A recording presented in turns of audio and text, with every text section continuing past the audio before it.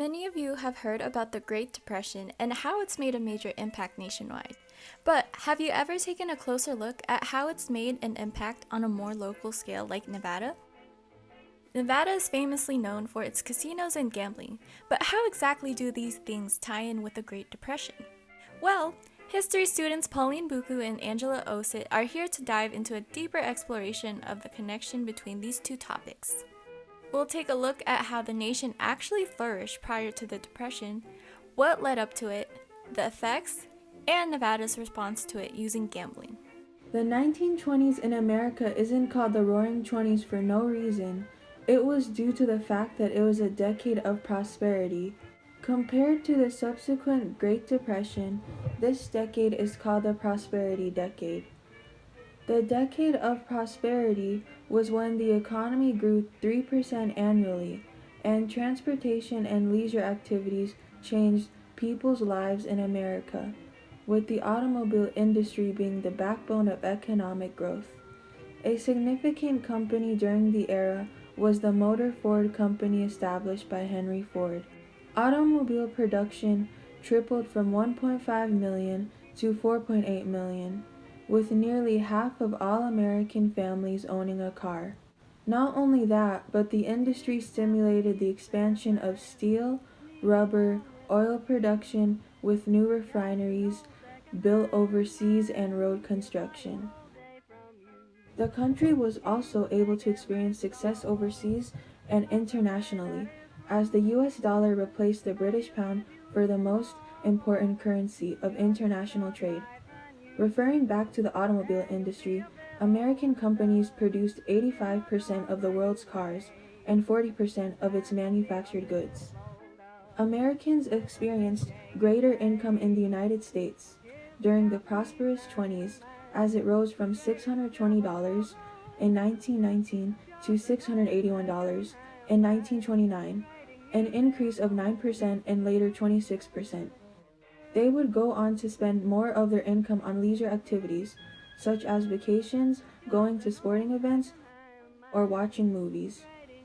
The weekly movie attendance rose to 80 million by 1929, with Hollywood films dominating the world movie market. The 20s were roaring with fabulous lifestyles. So, how did it come to end in such economic turmoil? Oftentimes, people direct the blame to the infamous stock market crash of October 29, 1929. However, other factors such as the imbalance of wealth and income, as described by the Congress of Industrial Organizations, aka CIO, played major roles in contributing to the Great Depression. The stock market crash was a dramatic collapse of stock prices across a massive transaction of stock markets. This obliterated the business and consumer confidence citizens had, as the fall destroyed investment companies. Adding on to this, the unequal distribution of wealth and income heavily weakened the purchasing powers Americans held, prolonging the depression experience in farm regions since farmers could no longer make any profit from agricultural goods, let alone recover. Even Europeans began to buy fewer and fewer American products, which also worsened the economic stimulation. Notable structural weaknesses were evident in the economic system, as few regulations were placed on banks, allowing them to operate without a guaranteed relief for customers. Frenchman André Siegfried quotes on the New Society that, from an economic point of view, the country is sound, because its prosperity is based first on a boundless supply of natural produce, and second on an elaborate organization of industrial production, the perfection of which is nowhere approached in Europe. However, from the point of view of civilization, it is perhaps feared that the standardization may, in the long run, tend to lessen the intellectual and artistic value of American society. When the Great Depression hit, people quite literally experienced a depression. Children weren't able to wear proper clothes, businesses were ruined, and many employees were laid off. This heavily devastated the U.S. economy, as 40% of banks were put out of business. Those who were employed held onto their money, which inevitably meant less money to stimulate the economy. When money did have to be spent, it was taken out of their savings accounts, of which a majority of families did not have. During the first 5 years, the economy shrank by 50%. In 1929, economic output was $105 billion, measured by gross domestic product. From there, the growth rate was at negative 13%, with the value of money and goods deflating. With 40% of families put into poverty, many moved into shanty towns called Hoovervilles.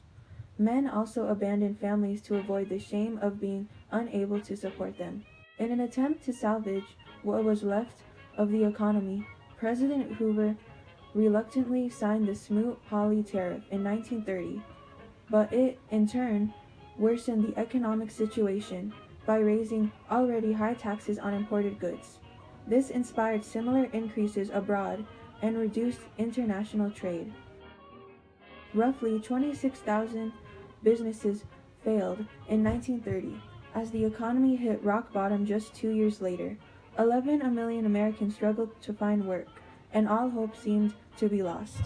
In a desperate attempt of salvation, gambling is legalized in hopes of generating much-needed revenue and to stimulate the economy once more. In Nevada's case, however, the legalization of gambling dates back to the century before the Great Depression took place. It wasn't until 1869 that the Nevada state legislature finally succeeded in decriminalizing some forms of gambling. Even years later, in 1909, many pushed for all types of gambling to be legalized. All cities and counties within the state began licensing card rooms permitting social games such as bridge and whist. In the 1920s, Reno was a gambling capital with its share of legal card rooms and clubs with illegal games. Reno drew in businessmen from all over, most notably William Fisk Harrah. He helped to jumpstart new businesses that would boost the city on an upward path. Harrah is also known for founding a business now part of Caesars Entertainment Corporation, the headquarters for many casinos around the world today. Any conflicted feelings towards gambling were reconciled as the nation entered the Depression with Nevada's gross revenue from livestock and crops plummeting a whopping $22.1 million to $6.4 million in 1932 alone. The Nevada State Assemblyman Phil Tobin introduced Assembly Bill 98 in 1931. This bill proposed wide-open gambling and was later passed on March 19, 1931 by Governor Fred Balzar. As a result, small card games and illegal betting were brought into the public as Nevada was the only state with legal casino gambling. Now, what does the gambling scene in Nevada look like today? Being established in 1905, Las Vegas, Nevada has since become the gambling and entertainment capital of the world, famous for its casinos, nightclubs, and sporting events. Presently, state gambling taxes account for the lion's share of Nevada's overall tax revenues. Gambling has become an addiction with over 10 million of Americans addicted, 80% of which being adults found to gamble yearly, accompanied with over 1,000 casinos open in the U.S. today. This made Nevada an attractive target for investment due to major gangsters becoming wealthy from gambling.